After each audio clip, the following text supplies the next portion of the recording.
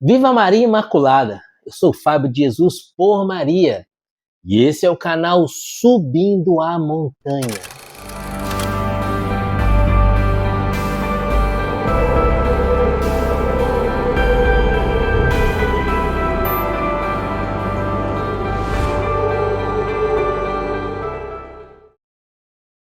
Palavras de vida eterna, o pão da palavra no seu dia a dia, porque não só de pão vive o homem, mas de toda a palavra que provém da boca de Deus. Hoje é sexta-feira, dia de penitência, dia de jejum, dia de nos unirmos à paixão de Cristo.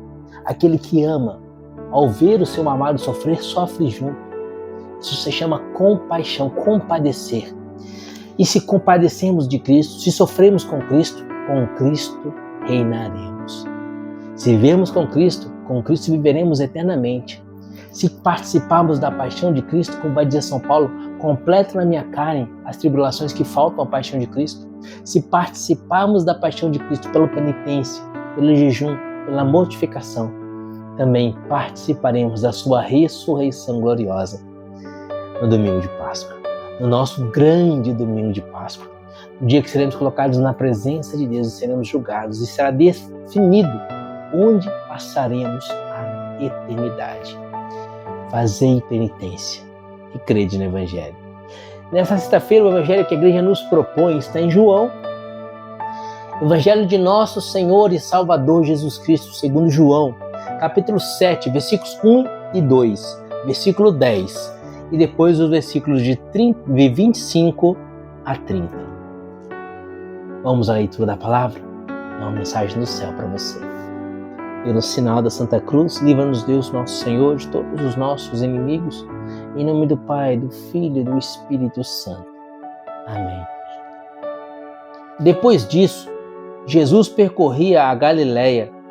Ele não queria deter-se na Judéia, porque os judeus procuravam tirar-lhe a vida. Aproximava-se a festa dos judeus, chamada dos tabernáculos. Mas quando seus irmãos tinham subido, então subiu também ele à festa, não em público, mas despercebidamente.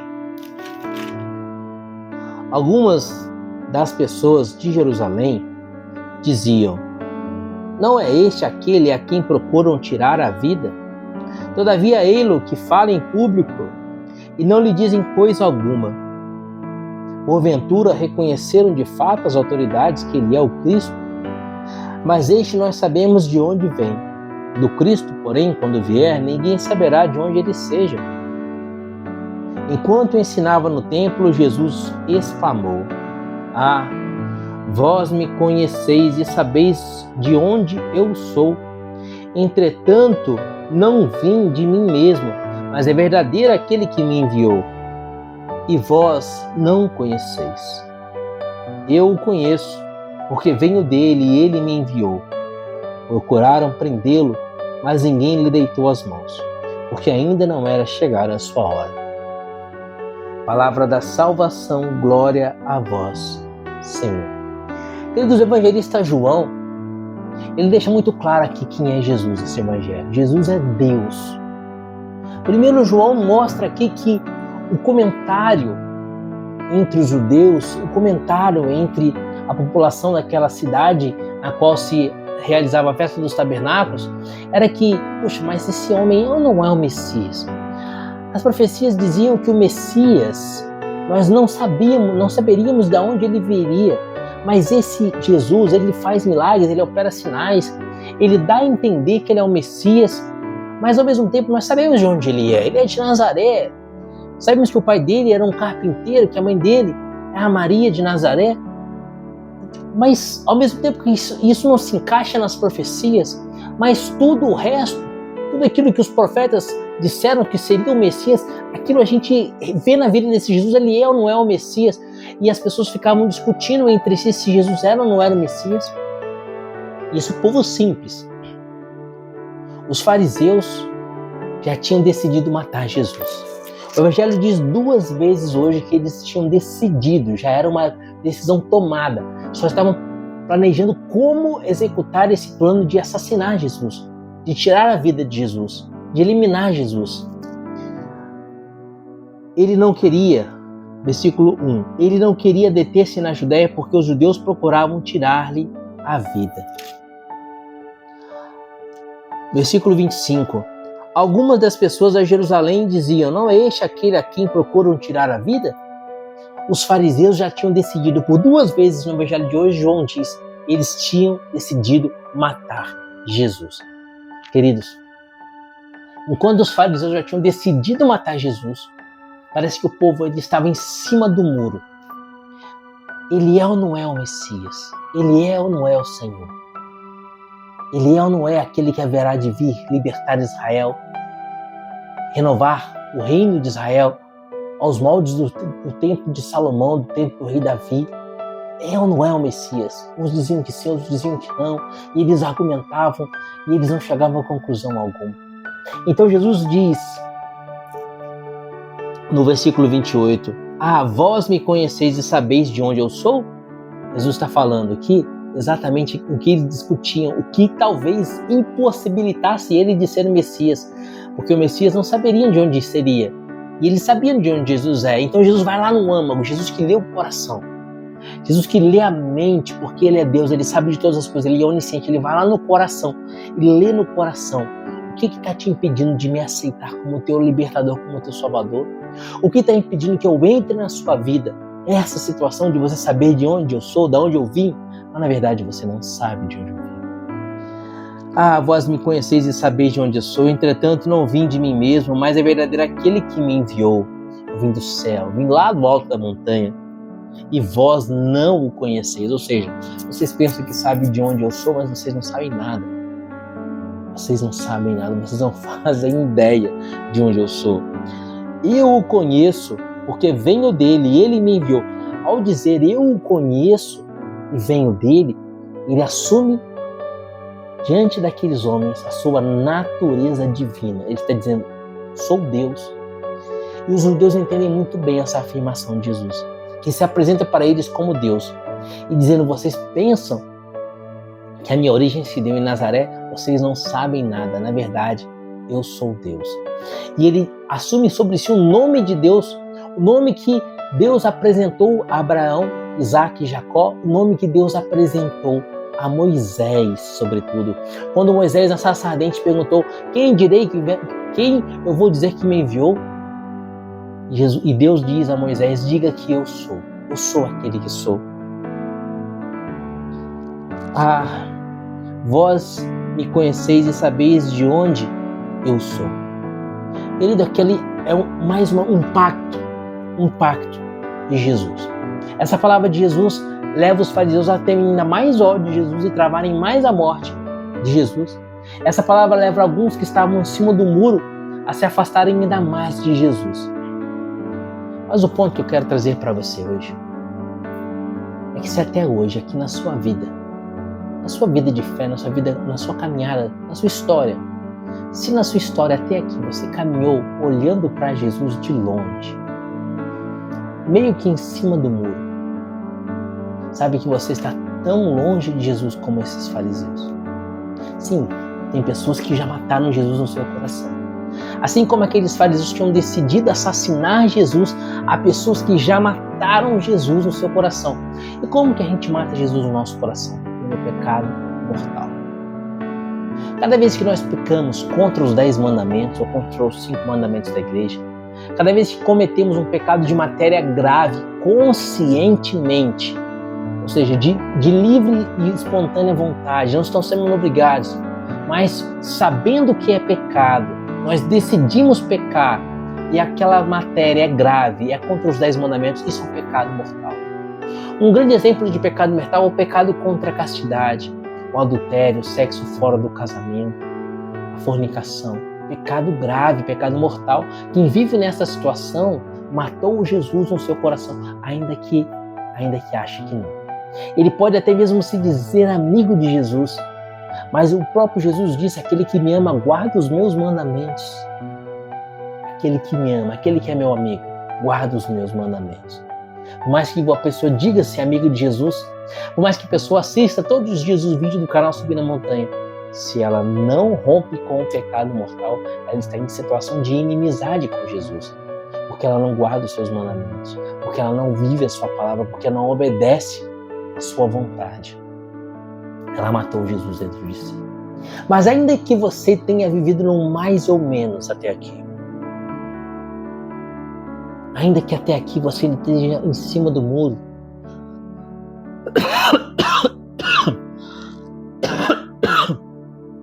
desculpe, aqueles homens não sabiam se Jesus era ou não era o Messias e ficavam discutindo, conjecturando. Aquele que está em cima do muro, meio pedra, meio tijolo, não se decidiu ainda em ser santo, em viver a amizade com Jesus, não se decidiu ainda a ser fiel a Jesus 100%, mas ainda guarda em si algumas coisas pecaminosas que ele não quer se desfazer, algumas práticas de pecado das quais ele não quer romper.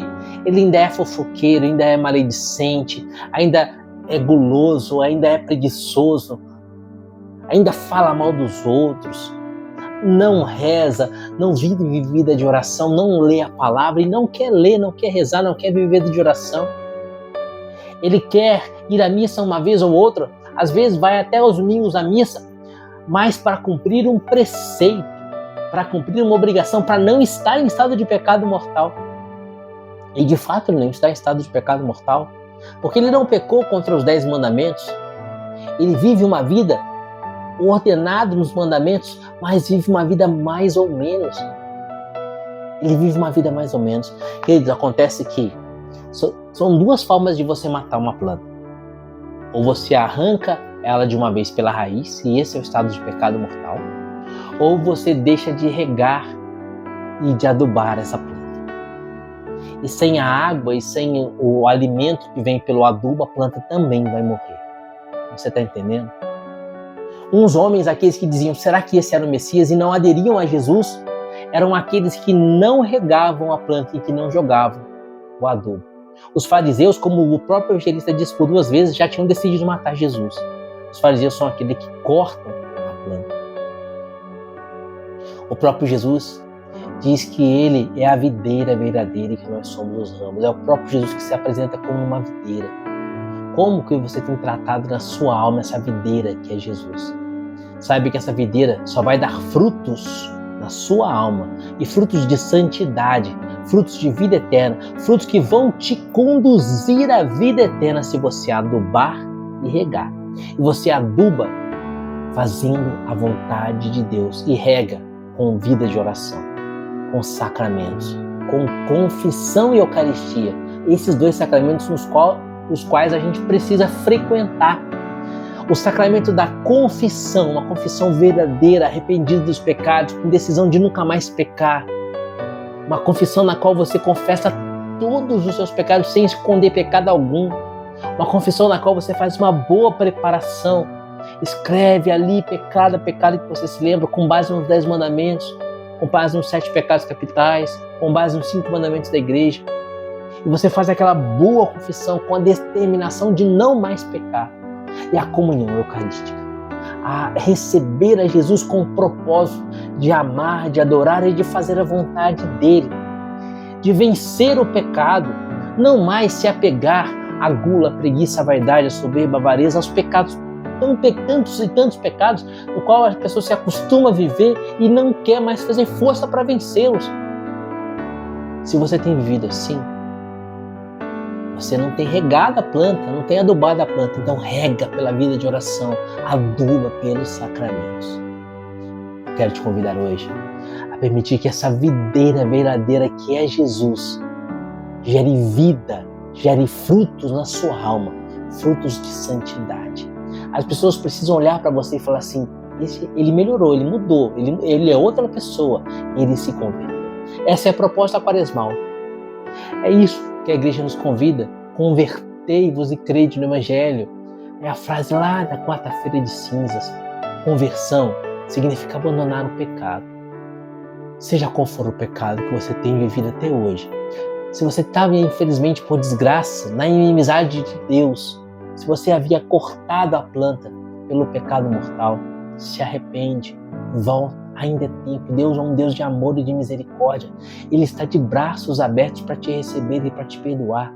E para começar uma linda história na sua vida.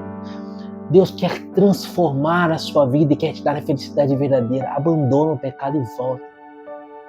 E se você é aquele que estava em cima do muro, não declara que ele é o Messias, mas também não declara que ele não é o Messias e fica em cima do muro, ou seja, se você é aquele que está no mais ou menos, na vida morna espiritual, não se decidiu por completo a ser santo e a romper com os pecados, mesmo que sejam os pecados veniais, a lutar contra qualquer pecado, como São Domingos Sávio que dizia, antes morrer do que pecar. Saiba que você precisa voltar a adubar e regar essa planta, senão você vai morrer. A planta vai morrer. A planta vai secar e vai morrer. Ou seja, se você não se decidir a vencer todo e qualquer pecado venial, logo você estará caído no pecado mortal. Porque o pecado é como um câncer, que vai crescendo e fazendo metástase. Nenhum câncer começa gigante, tomando todo o corpo. O câncer começa sempre com uma única célula que deu errado e começa a se multiplicar. Assim é o pecado venial. Consentido, ele vai se multiplicando, vai fazendo metástase, até que ele se torna um pecado mortal. Se você não regar e adubar, a planta vai morrer também. Convertei-vos e crede no Evangelho. Nessa festa do Tabernáculos, existiam dois tipos de pessoas. Uns que já tinham decidido matar Jesus. Outros que não tinham decidido se eles eram de Jesus ou se eles não eram de Jesus. No final das contas, os dois estavam contra o Senhor. Porque foi o próprio Jesus que disse, quem não ajunta comigo, espalhe. De que lado você está? Convertemos. É quaresma, é tempo de conversão. Que Deus te abençoe e viva Maria Imaculada.